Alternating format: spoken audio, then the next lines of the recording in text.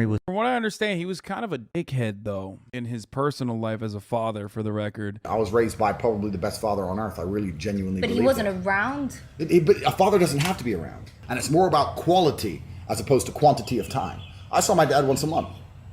He was out on the streets. He was pimping, hustling. When he came home, it was an impactful time. Whether it was a positive impact or it was a big argument or whatever, never was I ever around my father. It was a low energy environment. But if you're home all the time, you're going to lose to a degree your mystery. The way that Andrew Tate describes his father makes him seem like a gigantic dickhead. What evidence do you have that Andrew Tate's father was a dickhead? Andrew Tate, like, look up Andrew Tate father, and if you see any fucking TikTok or any sort of video where he's, like, describing his dad, like, I saw one. First time I've seen my dad in a year.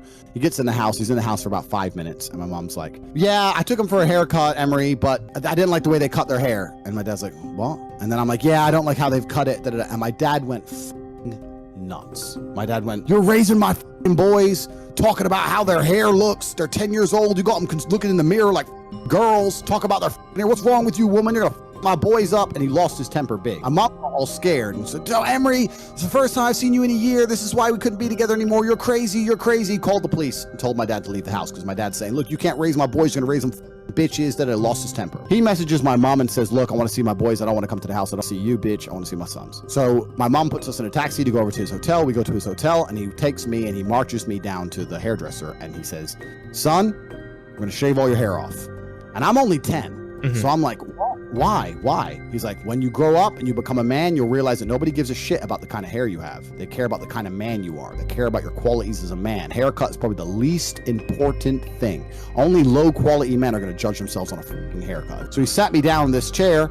They start shaving my head. And because I'm only 10, I started crying, right? I don't know if the kids at school might make fun of me, whatever. I don't know. I'm 10, right? I'm human. I'm a child. I start crying. He emailed me at the time and he said, look, when you grow up, you're going to understand that I'm not going to have my sons raised in a paradigm where they're concerned about their haircut. That is detrimental for your mindset as a man. I'm 6'3" kickboxing world champion, multi-millionaire, top G. I'm here on the internet saying all these things. I'm teaching me. Who gives a fuck about my hair? Anyone who's going to be concerned about my haircut is missing the broader message. So that doesn't bother me. So